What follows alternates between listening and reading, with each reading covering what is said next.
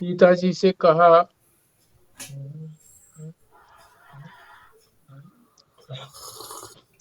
कि रावण तुम्हारे पास सन्यासी का रूप धारण करके आएगा और तुम्हारा हरण करेगा। इसलिए तुम अपने ही समान आकृति वाली अपनी छाया कुटी में छोड़कर स्वयं अग्नि में प्रवेश कर साल भर तक के उसके अंदर ही रहो। यहाँ से प्रारंभ करना है। स्वस्तिका जी प्रारंभ करें, पढ़ें। हाँ जी, हाँ जी, हाँ जी, 1 मिनट।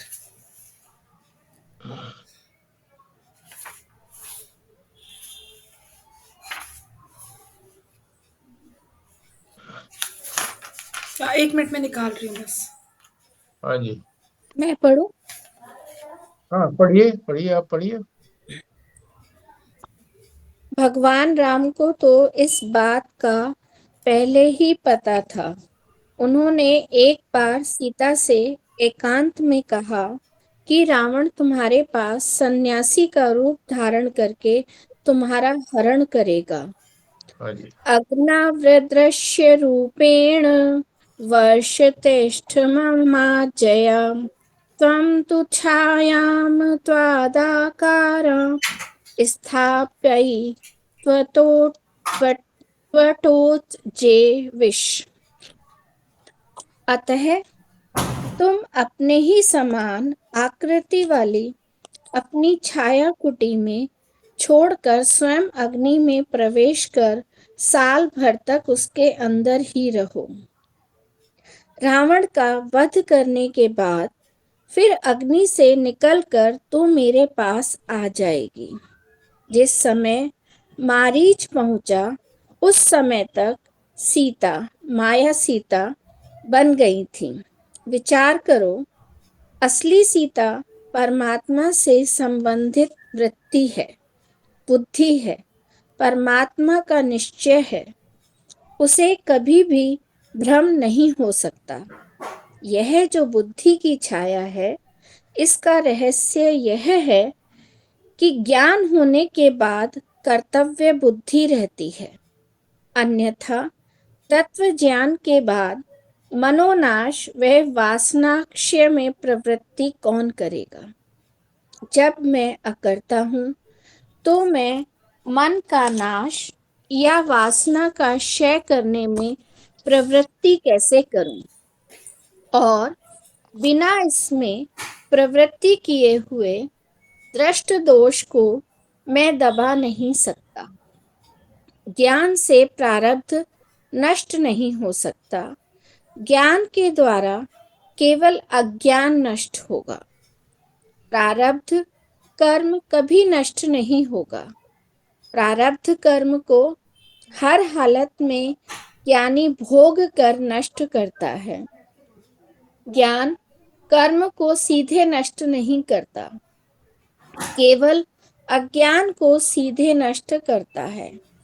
जिस प्रकार प्रायश्चित रूप कर्म के द्वारा पाप कर्म को नष्ट किया जा सकता है, इसी प्रकार औषधि भक्षण रूप कर्म के द्वारा रोग के प्रारब्ध को दूर किया जा सकता है। अनुष्ठान, देवताओं की आराधना आदि के द्वारा प्रतिबंधक कर्म को हटाया जा सकता है। उसी प्रकार भोग करके ही प्रारब्ध कर्म नष्ट हो सकता है। कर्म को ज्ञान नष्ट नहीं कर सकता, क्योंकि दोनों का विरोध नहीं है। ज्ञान से अज्ञान तो नष्ट हो गया, लेकिन प्रारब्ध कर्म का जो दुष्ट दुख है वह वैसा ही रहता है। यदि मनोनाश वासनाक्षय करोगे तो वह दुष्ट दृष्ट दुख भी सामने नहीं आएगा। मनोनाश वासनाक्षय के लिए प्रवृत्ति करते समय उसको यह निश्चित होने पर भी कि मैं करता नहीं हूँ, छाया कर्तव्य बुद्धि बनानी पड़ती है कि मैं मन और वासनाओं को नष्ट करूंगा। जब तक इस कर्तव्य बुद्धि को न लाया जाए तब तक मनोनाश वासनाक्षय में प्रवृत्ति नहीं हो सकती। वास्तविक सीता परमात्माकार वृत्ति इसमें काम नहीं देगी। मनोनाश वासनाक्षय के लिए यह निश्चय करना पड़ेगा कि यद्यपि सर्वत्र ब्रह्म स्वरूप है, तथापि मैं इस मनोनाश वासनाक्षय को करूंगा। ऐसी जो प्रवृत्ति है जिसके द्वारा वासनाक्षय और मनोनाश संभव है, वह वृत्ति करने के लिए बार बार कर्तव्य बुद्धि लानी पड़ेगी। जो जो नाम रूप सामने आ रहे हैं उन्हें हटाओगे तभी तुम सच्चिदानंद रूप को देखोगे। परंतु यह वास्तविक कर्तव्य नहीं है, केवल माइक कर्तव्य है। क्योंकि जानकर कर रहे हैं। यह माया सीता जब माया के हरिण को देखती है तब दोनों माया है। इसलिए माया के द्वारा ही माया ठगी जा रही है। कई बार लोग शंका करते हैं कि सीता को कैसे मन में भ्रम हो गया कि मृग सच्चा है। भ्रम सच्ची सीता को नहीं हुआ। जैसे हरिण माइक, वैसा ही इस संसार के सुख दुख आदि पदार्थ बड़े सुंदर नाम रूप को धारण करके आते हैं। वे भी माइक हैं और उन्हें हटाकर सच्चिदानंद देखने का जो कर्तव्य है वह भी माइक है, वह भी सच्चिदानंद नहीं। ज्ञानी इस बात को जानता है। भगवान राम को तो पता है कि ये दोनों माया हैं, दूसरे नहीं जानते। आगे अब इसका सार समझ लें। पूरा एक पेज और एक बड़ा पैराग्राफ, दो ही हमने पढ़े हैं। ये बड़े गूढ़ हैं। अगर इनको एक एक पंक्ति रूप से हम समझना चाहेंगे तो नहीं समझ आएंगे। इसका सार समझ लें कि क्या सार है। तो पहली तो बात ये बताई कि असली जो सीता है वो कुटिया में नहीं है, वो तो अग्नि में प्रवेश कर गई साल भर के लिए। माइक सीता वो जो है कुटिया में विराजमान है। जैसा भगवान ने कहा ही था कि रावण आएगा, भगवान राम जानते थे कैसे ऐसे रावण आएगा और लेके जाएगा। इसीलिए सीता जी को आदेश दिया था कि आप जो है वो आप अपना माइक रूप यहाँ रखिए और जो असली रूप है वो अग्नि में प्रवेश कर जाइए। तो जब मारीच वहां पर पहुंचा अपना रूप बदल करके, उससे पहले ही सीता जी कुटिया के अंदर अपना माइक रूप से विद्यमान थी। अब ये रहस्य की बात शुरू होती है कि ज्ञान होने के बाद भी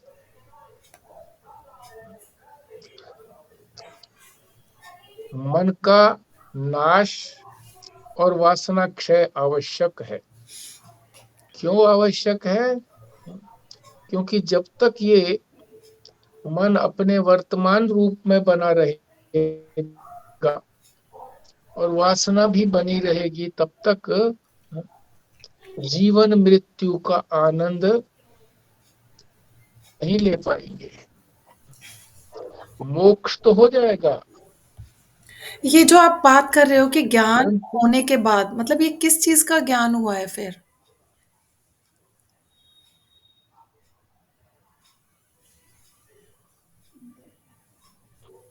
अपना ज्ञान,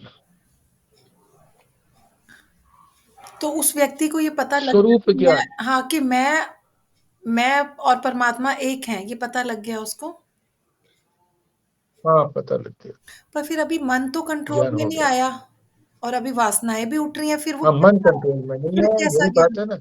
क्योंकि क्योंकि कृत दोष है, मतलब जो करने चाहिए थे पहले, ज्ञान से पूर्व करने चाहिए थे, वो नहीं किए। ज्ञान हो गया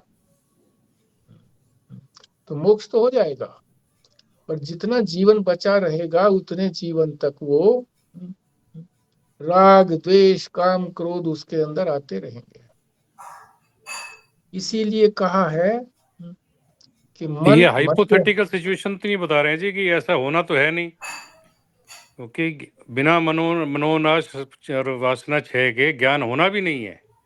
या ये भाई ऐसे उल्टा कर रहे हैं कि जी भी ज्ञान हो गया और अगर ये नहीं हुआ तो आनंद नहीं आएगा, क्योंकि ऐसी सिचुएशन होनी नहीं चाहिए। जब बिना ज्ञान उसके हो ही नहीं सकता जी, मनोनाश और वासना क्षय नहीं हो तो कैसे ज्ञान हो जाएगा जब तक दोनों अंतःकरण बातें शुद्ध नहीं हैं। हुआ अगर।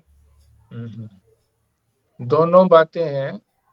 कुछ दार्शनिक ये कहते हैं कि ज्ञान होने के बाद भी मनोनाश और वासना क्षय करना पड़ता है। कुछ ये कहते हैं कि जब तक मन जो है वो राग द्वेष से रहित नहीं होगा, वासना का क्षय नहीं होगा, तो ज्ञान नहीं हो सकता। दोनों दार्शनिक इस प्रकार की बात कहते हैं। पर यहाँ जो बात कह रहे हैं, जिस संदर्भ से कहा जा रहा है ये, कि सीता जी को कहा कि आप अग्नि में प्रवेश कर जाओ और ये कृत्रिम सीता, माइक सीता के रूप में यहाँ कुटिया में रहो। किस लिए रखा है माइक सीता को? क्योंकि यहाँ संदर्भ है कि रावण उसका अपहरण करेगा, तो सच्ची सीता को नहीं ले जा पाएगा, माइक सीता को ही लेकर के जाएगा। और जब तक ये माइक सीता है तो ये वासना क्षय और मनोनाश, बुद्धि नहीं तो करना है। सीता बुद्धि रूप है, तो बुद्धि भी माइक है, तो वासना क्षय और मनोनाश। क्योंकि कर्तृत्व बुद्धि जब तक उसके अंदर है, उसने कर्तृत्व बुद्धि को धारण किया है नहीं, बल्कि उसने धारण किया है कर्तापने को। बुद्धि ने किसके लिए धारण किया है? कि मन का नाश करे और वासना का क्षय करे। इस कृत्रिम बुद्धि ने, माइक बुद्धि ने ऐसा किया। यह संदर्भ ये है, यहाँ ये नहीं है कि बिना मनोनाश और वासना क्षय के ज्ञान हो ही नहीं सकता, ऐसा संदर्भ यहाँ पर नहीं है। यहाँ पर संदर्भ दूसरा है कि ज्ञान होने के बाद भी ये दोनों बने रहते हैं। क्यों? क्योंकि ज्ञान जो है वो तो अज्ञान को ही नष्ट करेगा। कर्म जो है वो, कर्म से ज्ञान नहीं होता, और ना ही ज्ञान जो है वो कर्म को नष्ट करता। ज्ञान कर्म को नष्ट नहीं करता, ज्ञान तो सबका आश्रय है। ज्ञान के ही आश्रय में सब कुछ रहता है। तो ज्ञान तो सीधा अज्ञान को नष्ट करता है। और इसीलिए ये कहा है कि प्रारब्ध कर्म को भी ज्ञान नष्ट नहीं करता, प्रारब्ध को भी। प्रारब्ध का क्या मतलब है? जो कर्म से बना है, क्योंकि इसका कोई सीधा ज्ञान जो है वो कर्म को नष्ट नहीं करता, कर्म का तो आश्रय देता है। और कर्म रूप जो है वो प्रारब्ध है, इसलिए प्रारब्ध को भी वो शरण देता है, प्रारब्ध को भी नष्ट नहीं करता। इसीलिए कहा है कि प्रारब्ध को तो भोग करके ही क्षय करना पड़ेगा। इसीलिए ये कर्तृत्व बुद्धि बनाई है ज्ञानी ने, जानबूझ करके बनाई है। क्योंकि अगर ये हो कि मैं अकर्ता अभोक्ता हूं, तो इस मन का और वासना का नाश कैसे हो सकता है। कर्तृत्व बुद्धि माइक बनाई है। किस लिए बनाई है? कि मन और वासनाओं को नष्ट करने के लिए। तो अब ये बता रहे, आगे रहस्य की बात ये बता रहे हैं कि कर्तृत्व भी माइक है, कर्तापना भी माइक है। कर नहीं रहे हैं कुछ, कर्तृत्व है, ये माइक रूप से कर्तृत्व है।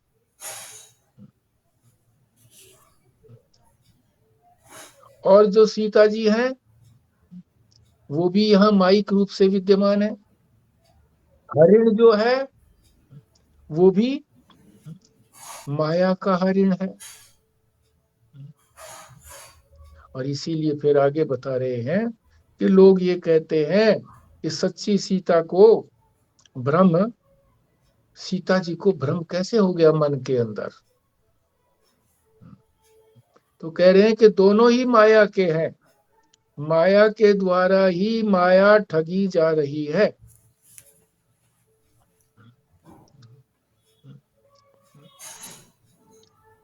तो इस संदर्भ के अनुसार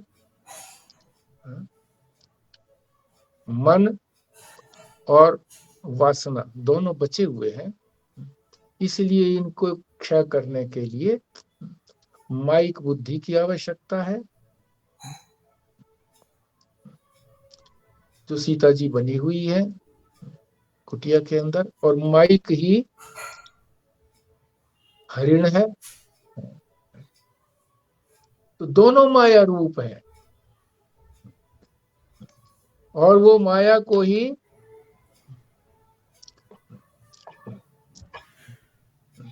माया का ही खेल चल रहा है। और माया का खेल ही, ये नाम रूप जो है ये भी माया का ही खेल है। माया ही यानी परमात्मा ही मायोपाधि के रूप में इस नाम रूप को भी पैदा करता है।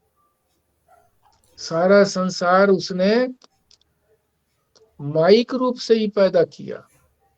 और सारे संसार में दो ही तो पदार्थ हैं, नाम और रूप। सारे पदार्थ जो हैं वो 5 बताए हैं। सच्चित आनंद और नाम और रूप। सच्चित आनंद तो वास्तविक है और नाम और रूप अवास्तविक है।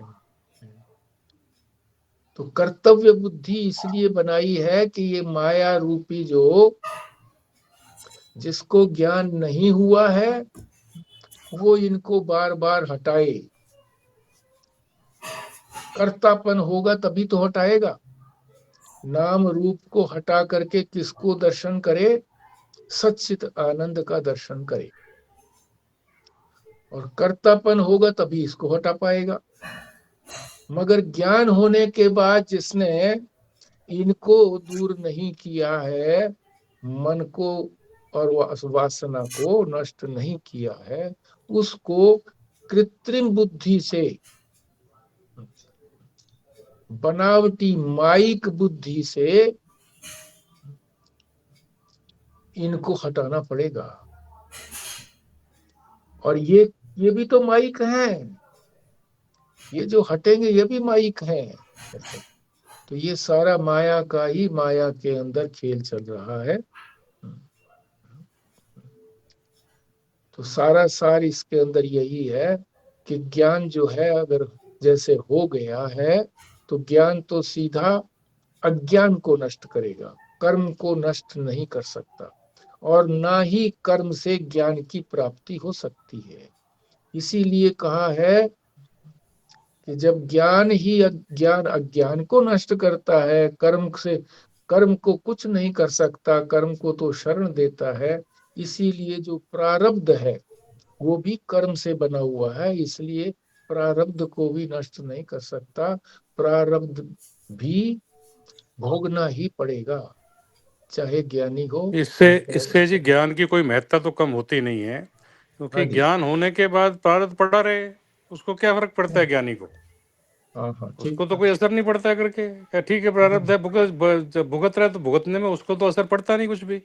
हम्म, उससे कर्म कर्म से भाई प्रारब्ध नष्ट नहीं होता है, मतलब ज्ञान से प्रारब्ध नष्ट नहीं होता, तो उसकी महत्ता कम नहीं होती है ज्ञान की। एक तो हाँ, बात ये हुई। ज्ञान की महत्ता कम नहीं होती है। दूसरी बात ये जो, क्योंकि ये लीला करनी थी, अब ये लीला रूप में आए थे, क्योंकि दशानन का वध बिना उसके होना नहीं था। तो जो जो भी अभी ये जो प्रसंग जो चल रहा है, माइक के साथ इसलिए चल रहा है कि भाई लीला करनी है, और अगर बिल्कुल। व्यवहार में अगर उतरेंगे तो इनके लिए इंद्रियों की जरूरत पड़ेगी। परमार्थ में तो इंद्रियों की कोई जरूरत नहीं है किसी चीज की। हम्म, आत्मा तो कुछ करती नहीं है। अब शरीर जब चला गया, मतलब आत्मा है, आत्मा तो हर जगह मौजूद है, पर शरीर में जब प्राण निकल गए, आंखें तो वही है, नेत्र तो देख नहीं पाते जी, वजू की जो ताकत है वो चली गई उसमें से। ठीक बात। आत्मा के होने के बाद भी शरीर कुछ नहीं कर पाता। हाँ हाँ, आत्मा तो ठीक बात। मौजूद है, उसके बावजूद भी शरीर कुछ नहीं कर पाता है। हम्म, तो शरीर की क्योंकि जरूरत यंत्र है। चले गए। मतलब परमात्मा ब्रह्म को करने के लिए भी शरीर की आवश्यकता है। हालांकि वो ऐसा डिपेंडेंट नहीं है, बट क्योंकि व्यवहार में उतरना पड़ेगा, तो माइक उतरना पड़ेगा, तो इनकी जरूरत पड़ेगी, इसलिए ये संदर्भ यहाँ पर ये बता रहे हैं। ठीक बात है। यहाँ लीला करने की बात बताई है, ऐसा संजीव शर्मा जी ने कहा कि ये सारी लीला रूप से हो रहा है, वास्तव में नहीं है, खेल है। इसी बात को अब आगे जो हम पढ़ेंगे इसी पैराग्राफ में वो बताएंगे कि सीता जी ने कहा कि इसे मेरे लिए ले आइए। सीता जी के ये शब्द जरा याद दिला देते हैं, क्योंकि इसके विषय में भी लोग तरह तरह की शंकाएं करते हैं। तो सीता जी क्या कहती हैं, मेरे खेलने के लिए इसे बांध कर ले आइए, इसे मैं पालूंगी। जानते हैं वो भी खेल कर रही हैं। तो ये लीला है, लीला रूप से ही यहाँ चल रहा है, और लीला को ही यहाँ दिखाया जा रहा है। ठीक है जी, आपको और कोई इसमें चर्चा करनी हो? ज्ञान अज्ञान को नष्ट करेगा, ये बात सीधी है। ज्ञान का कर्म के ऊपर प्रभाव नहीं है, क्योंकि जो कर्म हो चुके हैं वही तो प्रारब्ध बना है। ज्ञान उस प्रारब्ध को, यानी कर्म रूप प्रारब्ध को नष्ट नहीं करता, इसीलिए उसको भोगना पड़ता है, ज्ञानी हो या अज्ञानी हो। और कर्म भी ज्ञान के लिए उपयोगी नहीं है, उपयोगी तो है, परंतु कर्म से भी ज्ञान की प्राप्ति नहीं होती, सीधे रूप से प्राप्ति नहीं होती। कर्म करने से परंपरा रूप से आगे चल करके ज्ञान तक पहुंचते हैं, परंपरा रूप से कई सीढ़ियां पार करके, कर्म करके। कर्म कौन सा? स्थूल कर्म और सूक्ष्म कर्म। स्थूल कर्म क्या? परमात्मा को सामने दृष्टि रख करके सभी कर्म करना। और सूक्ष्म कर्म क्या? उपासना करना, परमात्मा से प्रेम करना। ये दोनों कर्म के क्षेत्र में है। ये यहां से फिर आगे जा करके ज्ञान की ओर जब श्रवण मनन निध्यासन करेंगे, जब जिज्ञासा होगी, तब जाकर के ज्ञान की प्राप्ति होगी। यानी सीधे कर्म से ज्ञान भी संभव नहीं है, और ज्ञान भी सीधा जो है वो कर्म को नष्ट नहीं कर पाता। इसीलिए प्रारब्ध कर्म को वो नष्ट नहीं करता, भोगना ही पड़ता है, चाहे ज्ञानी हो चाहे अज्ञानी हो। हाँ जी, इसमें अगर कुछ शंका हो, किसी को कुछ पूछना हो। वैसे तो स्पष्ट इसलिए है क्योंकि ये सारी क्रीड़ा हो रही है, लीला हो रही है, माया रूपी लीला हो रही है, इसलिए इसमें कोई शंका वाली बात नहीं है। लीला के अंदर यही बताया है कि वासना क्षय और मनोनाश जब तक नहीं होंगे तब तक जीवन मुक्ति का आनंद नहीं ले पाएंगे। मोक्ष तो हो जाएगा, पर जितने काल तक जीवन बना रहेगा उतने काल तक आनंद नहीं मिलेगा। और जिसने वासना क्षय और मनोनाश कर दिया है वो आनंद इस समय भी लेगा।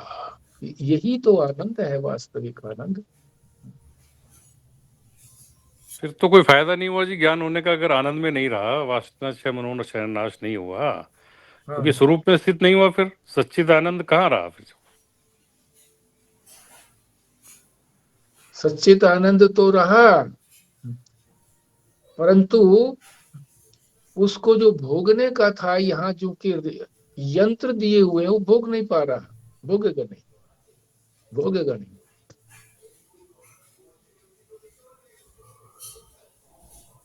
यंत्र उसके दूषित हैं, इसलिए नहीं भोग पाएगा। और जिसने वासना क्षय और मनोनाश कर दिया, उसके यंत्र जो है वो शुद्ध है, वो सच्चित आनंद भोगेगा।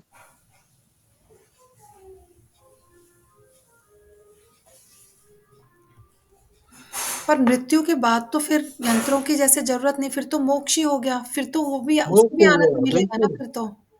हाँ बिल्कुल वो तो फिर ये बिल्कुल। कि जो देखो, भी दो चार आनंद मिलेगा नहीं, आनंद मिलेगा नहीं, आनंद स्वरूप हो जाएगा, आनंद स्वरूप। मतलब वही बात है कि जो भी 2-4 साल 5-10 साल होंगे, जितने टाइम में उसकी जीवन है, उस समय में वो हाँ आनंद नहीं भोग पाए। हाँ, यही बात।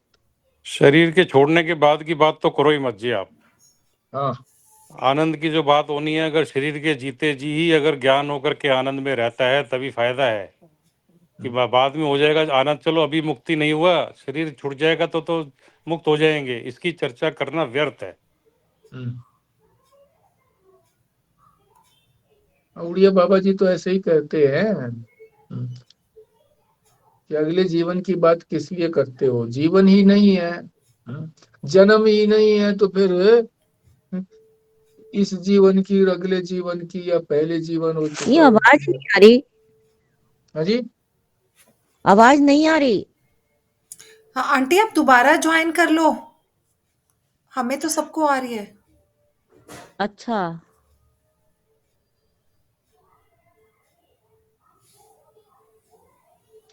तो आगे चलें जी फिर। हाँ जी, चलिए आगे। सीता ने कहा, यहाँ से पृष्ठ सीता नंबर 119 पर। सीता हाँ ने जी। कहा कि इसे मेरे लिए ले आइए।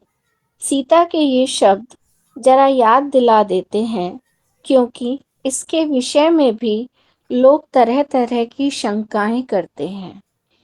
बद्ध्वा देहि मम क्रीडा मृगो भवतु सुंदरः। मेरे खेलने के लिए इसे बांध कर ले आइए, इसे मैं पालूंगी। इसलिए भगवान उसे बांध कर लाने के लिए जा रहे हैं। भगवान ने लक्ष्मण से कहा, तू यहीं रहना, इधर उधर कहीं न जाना, क्योंकि मुझे यह मृग नहीं लगता, मारीच लगता है। भगवान को कोई संदेह नहीं है कि यह मारीच ही है। यह बात भावुकता से लोग कह जाते हैं कि देखो, भगवान को भी भ्रम हो गया। हाँ, यहाँ भ्रम का निवारण हो गया कि भगवान जानते हैं मगर लीला करनी है, इसलिए ऐसा कह रहे हैं। और इसी तरह से सीता जी के बारे में कहते हैं कि सीता जी भगवान के साथ इतने दिन रही हैं, इनको भी भ्रम है। तो भ्रम नहीं है, बता दिया ना कि मैं तो इसे पालूंगी, खेलूंगी, इसके साथ खेलने के लिए मांग रही है, वैसे नहीं है। और ना ही भगवान को कोई इसी तरह का भ्रम है। हाँ जी, चलिए जी। आध्यात्म रामायणकार इस बात को स्पष्ट कर देते हैं। निर्विकारश्चिदात्मापि पूर्णोपि मृगवन मृग मन वगात भक्तानुकंपी भगवानिति सत्यम वचो हरिहि। ये निर्विकार चिदात्मा और सर्वव्यापक परमेश्वर हैं। वे हरिण को लेने गए तो भक्त के ऊपर दया करने के लिए। मारीच ने अपना रूप प्रकट किया और भगवान राम ने उसे मार दिया। हाँ जी, ये देवताओं बात इसलिए कह रही है, भगवान का स्वरूप बता दिया कि निर्विकार है, चिद आत्मा है, चेतन है, सब कुछ जानते हैं। ज्ञान स्वरूपता, चिद आत्मा या ज्ञान स्वरूपता एक ही बात है। सर्वव्यापक है, किस बात को नहीं जानेंगे, परमेश्वर है। तो वो जो हरिण को लेने के लिए गए हैं, तो किसके ऊपर दया करके लेने के लिए गए हैं? मारीच के ऊपर, और किसी पर नहीं, कि मारीच का उद्धार करेंगे। और मारीच फिर प्रकट हो जाएगा, किस रूप में प्रकट हो जाएगा वो आगे बताएंगे। चलिए। देवताओं ने बड़े मारीच ने अपना रूप प्रकट किया और भगवान राम ने उसे मार दिया। देवताओं ने बड़े आश्चर्य से देखा। तद्देहादुत्थितं तेजा सर्वलोकस्य पश्यतः रामेवा विशद्देवा विस्मयं परमं ययुः।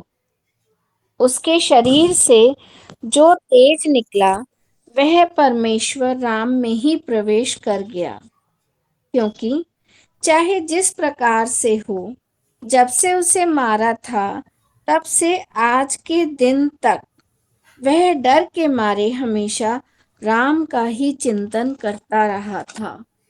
ये अतः मारा था का अर्थ है कि जब वो तीर मारा था उनको, है, तभी से डर रहा है वो अब तक। मरा तो अब है, पहले मरा नहीं था। 100 योजन दूर गिर गया था भगवान राम ने जब तीर मारा था, तो तब से अब तक ये डर के मारे भगवान का चिंतन करता रहा। ये यहाँ पर वहाँ का तो नहीं है। जब वो शुरू में, जब बचपन में, जब मारीच को और उसको करा था, हाँ, वही बात है। इस तब समय से की लेकर रेफरेंस दे रहे हैं ना ये, तब से लेकर के, है जी, उस वाले टाइम से, जब बचपन में जब लेके विश्वामित्र जी जब लेके गए थे, उस समय जो सुबाहु को और उनको करा था, उसी समय से लेकर के अब का कह रहे हैं ये। हाँ, उसी से लेकर के अब तक ये डरता ही रहा, और डर करके परमात्मा का ही ध्यान आता रहा, उसको चिंतन होता रहा। चलिए। अतः किसी भी भाव से यदि तुम परमात्मा चिंतन करते हो तो परमात्मा की प्राप्ति निश्चित है। परमात्मा का चिंतन आवश्यक है। हमारे यहाँ यह कहा गया है कि जितना हम लोग शास्त्र चिंतन करते हैं वह सब परमेश्वर की आराधना होती है। नास्तिक लोग भी खंडन करने के लिए शास्त्र का चिंतन करते हैं, पर चिंतन तो परमात्मा का कर रहे हैं। अतः जैसा मंडन करने के लिए चिंतन करने का फल होगा, वैसा ही खंडन करने के लिए भी फल होगा। हाँ जी, एक बात तो ये बता रहे हैं कि कुछ लोग ये कहते हैं कि शास्त्र का जो लोग चिंतन करते हैं वो कोई भक्त नहीं है, वो कोई भक्ति नहीं कर रहे हैं।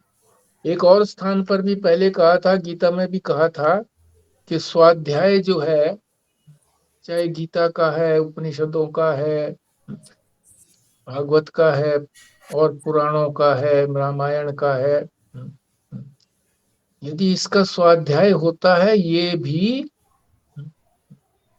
उपासना है भगवान की। ये सूक्ष्म उपासना है, स्थूल उपासना नहीं है, बल्कि सूक्ष्म उपासना है, क्योंकि इसके अंदर भगवान के प्रति प्रेम उत्पन्न करने के लिए, उनके रहस्य को जानने के लिए कहा जाता है। एक तो बात यहाँ ये बता दी है। दूसरी बात ये बताई है कि जो लोग भगवान को नहीं मानते हैं, यानी वेद को नहीं मानते हैं, भगवान की बजाय यहाँ शास्त्र जो कहता है, यहाँ नहीं अनेक जगह कहा है कि नास्तिक कौन है। वैसे तो नास्तिक कोई भी नहीं है, क्योंकि अपना अस्तित्व तो सबको पता है कि मैं हूं, तो अस्तित्व तो है, नास्तिक का मतलब नहीं है। पर फिर भी नास्तिक लोग किसको कहा जाता है? शास्त्र जिसको कहते हैं नास्तिक लोग, जो वेद को नहीं मानते, उनको नास्तिक कहते हैं। तो जो वेद का चिंतन करते हैं, यानी शास्त्र का चिंतन करते हैं, तो उससे ही परमात्मा की आराधना होती है, पूजा होती है, उपासना होती है। और जो उसका खंडन करते हैं, नास्तिक लोग खंडन भी तो करते हैं, अरे क्या वेद वगैरह लगे हुए हैं, कुछ नहीं है वेदों के अंदर, कपोल कल्पित बातें हैं, ये पंडितों ने बना रखी हैं, पंडित अपने खाना पीने का हिसाब किताब इससे करते हैं। ये इस तरह की बात, ये खंडन जो करते हैं शास्त्र का, वेद का, चिंतन तो हो ही रहा है ना, क्योंकि उसके अंदर परमात्मा की बात बताई गई है। तो फल तो होगा, दोनों का फल वैसा ही होगा। मंडन कहते हैं, शास्त्र के अनुकूल चिंतन को मंडन कहते हैं, और खंडन कहते हैं जो शास्त्र के प्रतिकूल बात कही जाए उसको कहते हैं खंडन। तो चाहे मंडन हो और चाहे खंडन हो, है तो परमात्मा का ही चिंतन और उसका फल होगा। तो ये एक तो बात ये हुई जी, भक्ति और ज्ञान की एकता की बात आ गई इस पे, जो पहले आया ना जी। हाँ जी। भक्ति और ज्ञान की जो मतलब शास्त्र का जो चिंतन है वो भी परमेश्वर की आराधना है। तो इसमें एकत्व की बात आ गई कि भाई ज्ञान और भक्ति की भी एकता की बात है। और दूसरा जो बात की जी खंडन और मंडन से, मतलब उसका फल तो होगा मगर वो उसमें आनंद नहीं आएगा, आनंद नहीं आएगा। तो इसके जरा से दृष्टांत से ये और समझें कि एक व्यक्ति जो है चोरी से कंबल लेके चला गया कहीं चुरा करके, अब वो सर्दी से तो बच जाएगा, गर्म तो देगा, बट उसको अंदर ही अंदर खुटका रहेगा करके कि पता नहीं पुलिस आ जाएगी या जिसका कंबल है वो आ गया तो क्या होगा क्या होगा, उसके मन में भय और चिंता रहेगी। ठीक बात है, सर्दी से तो बच पाएगा। सटीक उदाहरण है, ठीक बात। पढ़िए जी। किंतु जैसे प्रेम से चिंतन करना स्वयं आनंदप्रद है, ऐसे द्वेष या भय से चिंतन करना स्वयं आनंद नहीं देता। इसी प्रकार आस्तिक की साधना में भी आनंद है, जबकि नास्तिक को उससे वंचित रहना पड़ता है। इसलिए परमात्मा को चाहे तुम भेद दृष्टि से भजो, चाहे द्वेष दृष्टि से भजो, फल में परमात्मा की प्राप्ति हो जाती है। गिरते हुए मारीच ने राम की वाणी में आवाज लगाई, हे लक्ष्मण, जल्दी से आकर मुझे बचाओ। उस वाणी को सुनते ही सीता ने लक्ष्मण से कहा, अरे जल्दी से दौड़ कर जाओ, राम जी बुला रहे हैं, क्योंकि वह माया सीता ही थी। लक्ष्मण ने कहा, तुम चिंता ना करो, भगवान मुझे यहाँ तुम्हारी रक्षा करने के लिए छोड़ गए हैं। ये क्रोधित होने पर एक क्षण में संपूर्ण त्रिलोकी को भी नष्ट कर सकते हैं। वे इस तरह से चिल्ला नहीं सकते हैं। छाया सीता जी ने लक्ष्मण से कहा, तुम्हारी नीयत खराब है, तुम राम को बचाना नहीं चाहते हो। यह बात सुनकर लक्ष्मण दुखी होकर वहां से चल दिए। हाँ, यहाँ ये भी बात बताई है कि बार बार ये कहा जा रहा है कि छाया सीता, मायावी सीता, और वो जो है जिस तरह का व्यवहार साधारण व्यक्ति करते हैं, सामान्य व्यक्ति करते हैं, संसारी व्यक्ति करते हैं, उसी तरह का वो व्यवहार कर रही है। और उन्होंने फिर ये भी कहा कि तुम्हारी नीयत खराब है। तो आप समझ ही गए होगे क्या इसके रहस्य की बात है कि राम जो है वो मारे जाएंगे, तो फिर सीता जी अपनी है, तो मतलब इस तरह से आक्षेप भी करते हैं। संसारी लोग इसी तरह से तो व्यवहार करते हैं, इसी तरह की तो बात करते हैं। और यही बात जो आकर के कही है, माया सीता ही थी, यानी राम जी बुला रहे हैं क्योंकि वह माया सीता ही तो थी। जगह जगह माया सीता को कह रहे हैं, छाया सीता जी की बात कह रहे हैं जी। चलिए। ततोऽन्तरं समालोक्य रावणो भिक्षुवेशधृक् सीता समीपमगमत्स्फुरद् दंडकमण्डलुः। रावण झट से दंड कमंडल उठाकर सन्यासी का रूप लेकर सीता के पास पहुंच गया। सन्यासी का रूप दिखाकर चलने में सुविधा जैसी इस काल में है, वैसी सुविधा उस काल में भी थी। लोगों के मन में झट से श्रद्धा हो जाती है।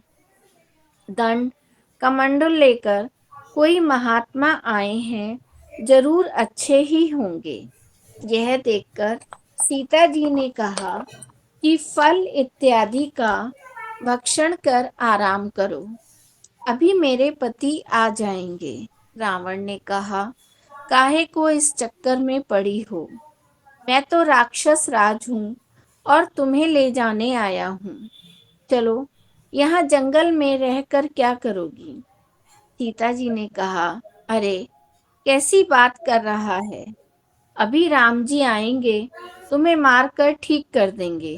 रावण ने सोचा, चोरी करने से कोई फायदा नहीं, और अपना भयंकर रूप दिखाया। ततो विदार्थ धरणी नर वैरुद्धृत्य बाहुमिहि। सीता के चारों तरफ उसने जमीन को नखों से खोद डाला और जमीन समेत उसे उठा लिया। उसने सीता को हाथ से नहीं छुआ। जटायु इसे देखकर बचाने के लिए आया। उसने उसके रथ को तोड़ दिया, परंतु रावण ने उसे मार दिया, उसके पंख काट दिए। हाँ, ये आप समझ गए कि इतना भयानक रूप उसने धारण किया। बड़े बड़े नाखून, नाखूनों से ऐसे जैसे कुदाली से किसी पेड़ को चारों तरफ से खोद करके उसको उठा लिया जाता है, यूं का यूं जड़ समेत। ऐसे ही सीता जी को चारों तरफ से नखों से खोद करके तुरंत 1 ही मिनट के अंदर, और उसको उठा करके अपने विमान में रथ के अंदर रख लिया, चल पड़ा जी। स्वान्तःपुरे रहस्येतां शोक विपिनेक्षभत् राक्षसीभिः परिवृतां मात्र बुद्ध्यान्वपालयत्। रावण उसे अशोक वाटिका में राक्षसियों के घेरे में रखकर मात्र बुद्धि से उनकी रक्षा करने लगा। भगवान की लीला है, इसलिए उसे सब करना पड़ रहा है, परंतु सीता जी की वह माँ की शुद्धि से पालना कर रहा है। बुद्धि से पालना कर रहा है, सॉरी, माँ की बुद्धि से। हाँ, माँ की बुद्धि से पालना कर रहा है। ले जाते हुए भी उसने उसे स्पर्श नहीं किया। यह जो रावण की विशेषता है, उसे याद रखना चाहिए। हाँ जी, है तो ये विशेषता रावण की कि रावण ऐसा पापी होते हुए भी, ये पिछले पैराग्राफ के अंदर बताया कि हाथ से नहीं छुआ, उसको चिकला करके लेकर के चला गया। हाँ जी, जड़ समेत, नीचे से मिट्टी समेत, छुआ नहीं।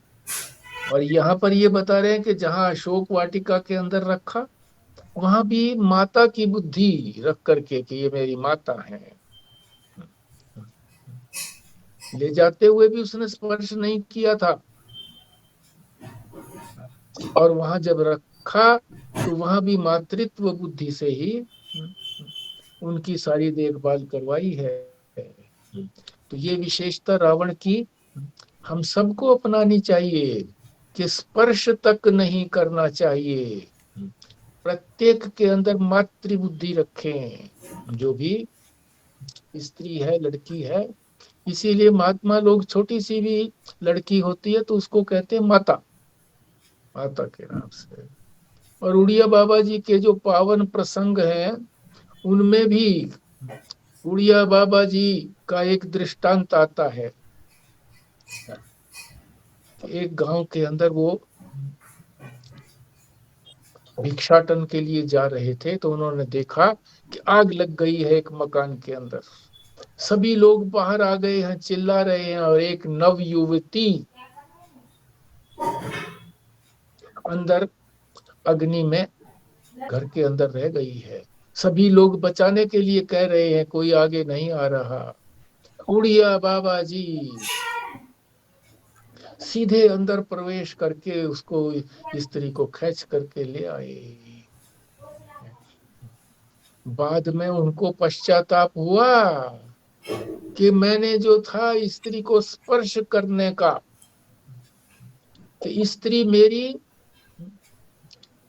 दृष्टि में ना आए, ऐसा सोच करके मैंने प्रण किया हुआ था, और मैंने अब उस स्त्री का स्पर्श किया तो मैं अपवित्र हो गया।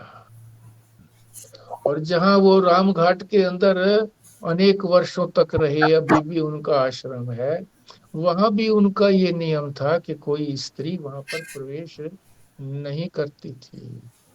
इतने सिद्ध महात्मा होने के बाद भी, ज्ञानी होने के बाद भी, ये नैतिक आदर्श उन्होंने कितना रखा हुआ था। तो रावण का ये, कितना ही पापी आदमी हो, नैतिकता तो उनमें फिर भी रहती है। चोर दूसरे के साथ चोरी करता है, पर वो ये सोचता है कि मेरे साथ कोई झूठ ना बोले, मेरी कोई चोरी ना करे, नैतिकता बनी रहती है। तो नैतिकता के लिए हमें ये पाठ पढ़ाया है, यहाँ पर रावण का दृष्टांत दिया है। जो पुरुष के लिए ये बात कही गई है, इसी तरह से स्त्री के लिए पुरुष की भी बात कही गई है कि पुरुष के अंदर भी पति दृष्टि न रखें। आयु के हिसाब से जैसी भी उनकी स्थिति है, उसी हिसाब से उनको संबोधन किया जाए। बालक हो तो बालक के अनुसार से, युवा हो युवा के अनुसार से, वृद्ध हो तो वृद्ध के अनुसार से, जो भी उनकी जो भी समाज में मान्यता है उसके अनुसार चलना चाहिए। जी। मारीच रूप कामना को पहले तो केवल दूर फेंक दिया था, अब मारीच रूप कामना को मारा गया। कामना का सर्वथा भय तब तक समाप्त नहीं हो सकता जब तक ज्ञान दृढ़ होने के बाद वासनाशय के अंदर प्रवृत्ति नहीं होती। ज्ञान होने के पहले कामनाएं दब सकती हैं, कम हो सकती हैं, परंतु सर्वथा नष्ट नहीं हो सकती। ज्ञान के बाद वासनाशय करने वाला ही उसको सर्वथा नष्ट कर सकता है, दूसरा नहीं। दूसरी तरफ जटायु उस बुद्धि की रक्षा करने वाला है। वासनाशय और मनोनाश में प्रवृत्ति करने के लिए माया से कर्तव्य बुद्धि बनाने पर मन प्रधान हो गया, यानी मन रूप रावण प्रधान हो जाता है। इसलिए विचारजन्य अकर्ता अभोक्ता के संस्कार को मन दबा लेता है। ना दबाने तक छाया कर्तव्य भी काम कैसे करे। इसलिए जानते हुए भी कुछ समय के लिए अपनी कर्तव्य बुद्धि को मनोनाश वासनाशय के लिए उत्पन्न किया जाता है। यही है मन रूप रावण के द्वारा जटायु के पंख काट देना। हाँ जी, भगवान इसे भी समझ लें। मारीच जो था दूर चला गया था। अब मारीच, मारीच किसको कहते हैं? कामना को, वासना को। अब ये मारा गया है।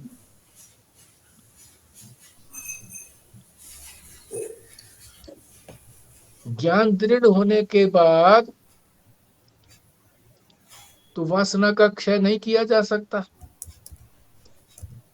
क्योंकि कर्तृत्व बुद्धि रहती नहीं है। अपने आप को अकर्ता है, भोक्ता मानने लगता है। शास्त्र ने बताया ही है और विचार से भी ये सिद्ध होता है। मगर फिर भी कर्तृत्व बुद्धि बनानी पड़ती है, किस लिए? वासना क्षय के लिए। और जब कर्तृत्व बुद्धि बनेगी तो मन भी प्रधान हो जाएगा। मन के बिना कर्ता कैसे बनेगा? बुद्धि के बिना कर्ता कैसे बनेगा? और जो मन को जो है वो रावण कहा गया है। यही है मन रूप रावण के द्वारा जटायु के पंख काट देना। जटायु, जटायु का क्या अर्थ बताया था वहां पर? जब हमने जटायु को समझा था, जटायु का क्या अर्थ बताया था, याद है किसी को? हाँ, बुद्धि, कल तो होती है। तीक्ष्ण बुद्धि, तीक्ष्ण बुद्धि, तीव्र बुद्धि, दूरदृष्टि। तो जटायु के पंख काट दिए, इसका क्या मतलब है? मन ने वो जो तीक्ष्णता की उसकी बुद्धि थी जटायु की, जिसने रक्षा करने की बात ली थी अपने जिम्मे, तो वो उसको काट दिया। नहीं तो रक्षा करता वो, उसके पंख काट दिए। मन रूप रावण ने जटायु का जो तीक्ष्णपना था, तीक्ष्ण बुद्धि, तीक्ष्णता, तीव्रता, दूरदृष्टि वाला, वो काट दिया। तो ये बार बार जो है मनोनाश और वासना क्षय करने के लिए कर्तापन लाना पड़ेगा। कर्तापन लाएंगे तो मन को भी बनाना पड़ेगा, और मन बनाएंगे तो मन जो रावण रूप है ही, और मन जो है रावण रूप हो करके ही कुछ कर्म किया जा सकता है, अन्यथा कर्म नहीं हो पाएगा। और कर्म करके फिर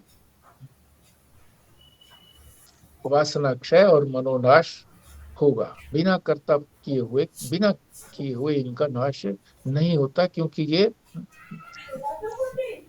कर्म के क्षेत्र में है। चाहे ये उपासना का क्षेत्र हो और चाहे स्थूल कर्म का क्षेत्र, कर्म का क्षेत्र है, वो तो करना ही है। कर्म करेंगे तभी उसका प्रभाव पड़ेगा, जानने से बात नहीं बनेगी। जी, आप कुछ बोलना चाहें तो बोलें, यहाँ पर हम विश्राम लेते हैं 122 पृष्ठ के ऊपर।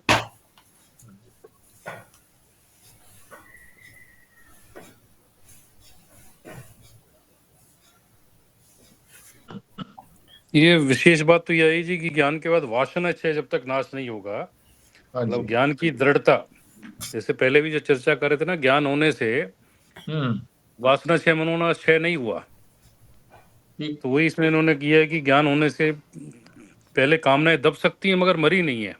मरी नहीं, ठीक बात। जब तक कामना मरेगी तब मनोनाश वासना क्षय होगा, ज्ञान में दृढ़ता होगी, उसके बाद।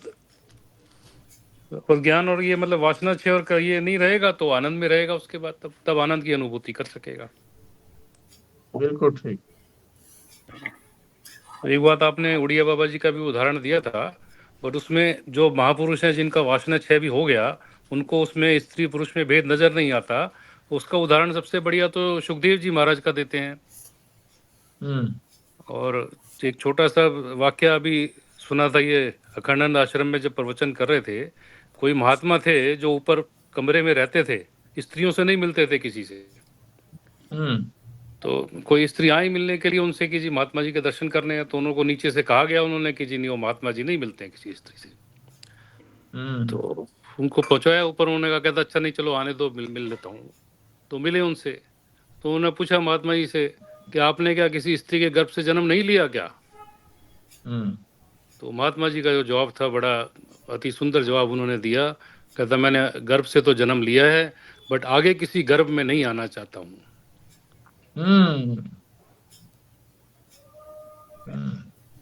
अगर स्त्रियों का दर्शन करने से जब वासना उत्पन्न होती है, मन के अंदर राग उत्पन्न होता है, तो फिर दूसरा जन्म होगा ही होगा। इसीलिए दर्शन करना नहीं चाहते।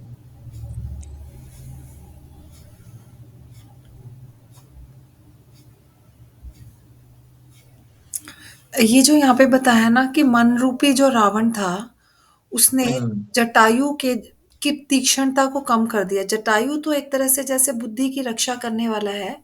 मैं एक बार नहीं, सॉरी, मैं कुछ और पूछना चाह रही थी, सॉरी। ये वासना कहाँ पर होती है? अब बताइए जी, कहाँ पर होती है वासना?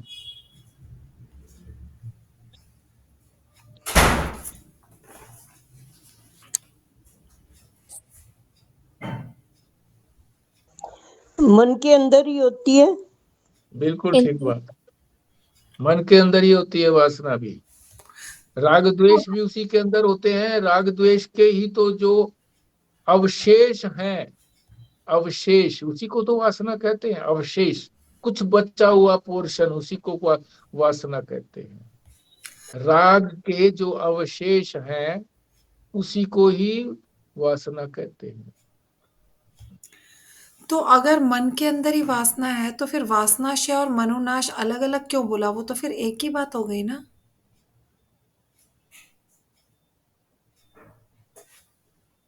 कर्म क्षेत्र अलग अलग है, मन का और वासना का।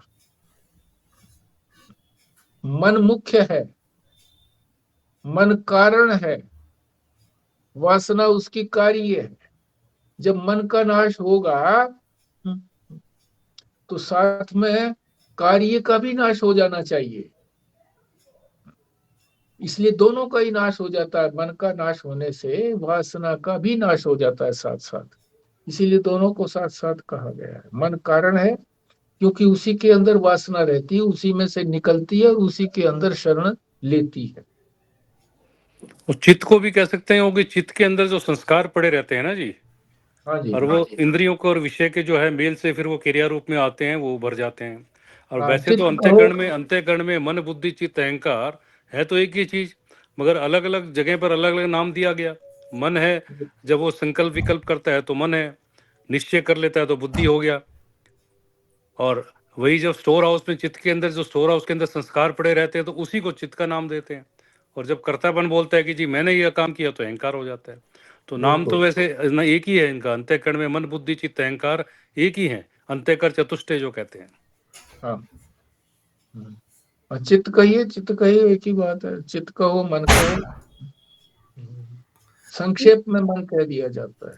ये जैसे आपने बताया ना कि अगर मन का नाश हो गया तब तो वासना का नाश हो जाएगा, क्योंकि कार्य कारण का आपस में संबंध है। पर अगर वासना का नाश हो जाए तो भी मन का नाश हो जाएगा, ऐसा जरूरी नहीं है ना। ना, ऐसा नहीं। हाँ, वासना का नाश करने के बाद भी फिर मन क्या करेगा अगर वासना का ही नाश हो गया तो? वासना का नाश कैसे होगा? जब तक मन के अंदर है राग पड़ा हुआ है, नहीं होगा। जैसे प्याज और लहसुन किसी बर्तन में पड़े हुए हैं, तो उसकी जो गंध कैसे दूर होगी? ये तो गंध है, वासना जो है ये गंध है। जब इनको दूर कर देंगे, इस प्याज और लहसुन को वहां से बर्तन में से निकाल देंगे, तब उसकी जो वासना बचेगी उसको फिर अच्छी तरह से मांजना पड़ता है। तो वासना को ये दूर कर। मनोनाश भी हो सकता है संकेत रूप में बात, क्योंकि मन का नाश तो होना नहीं है जी। मन का विलय जरूर हो सकता है कि जी मन परमात्मा में विलय हो गया, ज्ञान होने के बाद तभी आनंद ले पाएगा। और सुख की अनुभूति भी, जैसे खाने पीने का और चीज़ों का भी, इंद्रियों का भी सुख होता है। और मन ही अगर नहीं रहा तो आनंद में रुकावट नहीं डलेगी क्या उसमें? मगर मन का नाश तो लगता नहीं कि नाश हो पाएगा। जब तक शरीर है, मन तो साथ रहेगा जी, अंतःकरण चतुष्टय तो रहेगा ही रहेगा। नाश का मतलब ये समझ रहे कि खत्म हो गया, मन खत्म हो गया, मन नहीं रहा, मन विलय अगर हो गया करके, ठीक कहा आपने। नाश तो किसी भी वस्तु का नहीं होता।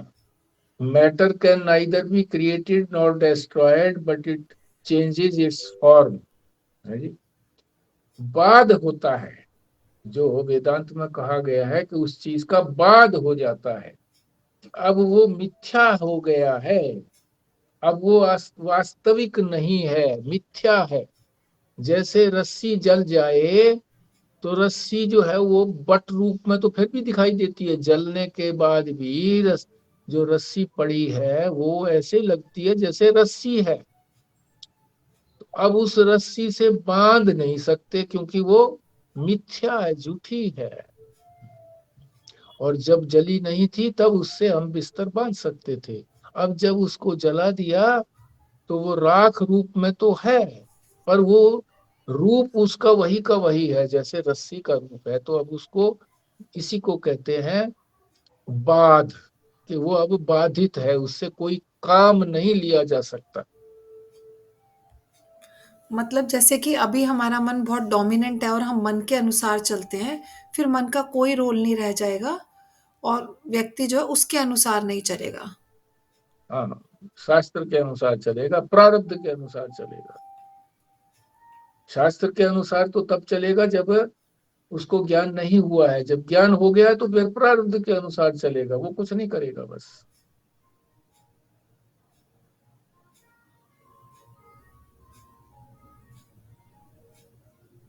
ये जितने भी यंत्र परमात्मा ने हमको दिए हैं, शरीर, इंद्रियां, मन, बुद्धि, चित्त, अहंकार आदि, ये सारे हमारे साधक भी हैं, साधना में बड़े उपयोगी हैं, और बाधक भी है। यही बाधक बाधा डालते हैं। मन ही बाधा डालता है, बुद्धि ही बाधा डालती है। बुद्धि ने निश्चय किया हुआ है कि ये संसार तो सच्चा है, अभी इस निश्चय को कैसे बदलेंगे, ये बाधा है। शास्त्र के संस्कार जब हम डालेंगे, बार बार शास्त्र का चिंतन करेंगे, तो ये जो संस्कार बने हुए हैं, ये जो निश्चय बना हुआ है, ये निश्चय परिवर्तित होगा, बदलेगा, और संस्कार भी हावी हो जाएंगे हमारे शास्त्र के संस्कार। तो ये एक बात और बताइए जी कि ब्रह्म सत्य जगत मिथ्या जो कहा है ना, हाँ मिथ्या जी, कहा है तभी उपयोगी है, सत्य तो हाँ, उपयोगी नहीं है। ब्रह्म ब्रह्म उपयोगी नहीं है। उदाहरण क्या दिया है, जैसे घड़ा घड़ा मिट्टी से बना है जी, मिट्टी तो उपयोगी नहीं है, मतलब अब व्यवहारिक की बात हो रही है। जब तक घड़ा बनाओगे सुराही बनाओगे तभी पानी भर सकते हो, तभी पानी पी सकते हैं। तो जो मिथ्या है, घड़ा मिथ्या है, मिथ्या चीज जो भी है संसार में, जगत मिथ्या है तभी उपयोगी है। हाँ, व्यवहार के लिए उपयोगी है, व्यवहारिक है, ठीक बात है। असत्य चीज तो होती नहीं ना। हम तो दो ही चीजें जानते हैं, सत्य और असत्य। असत्य तो कुछ होता नहीं है, और सत्य में कोई व्यवहार है नहीं, तो फिर व्यवहार कैसे चलेगा। इसीलिए मिथ्या शब्द को लाया गया है कि मिथ्या व्यवहारिक है, व्यवहार चलाने के लिए है। ठीक है जी, अब मैं विश्राम लेते हैं। तो अर्चना जी करिए आप पूर्णाहुति।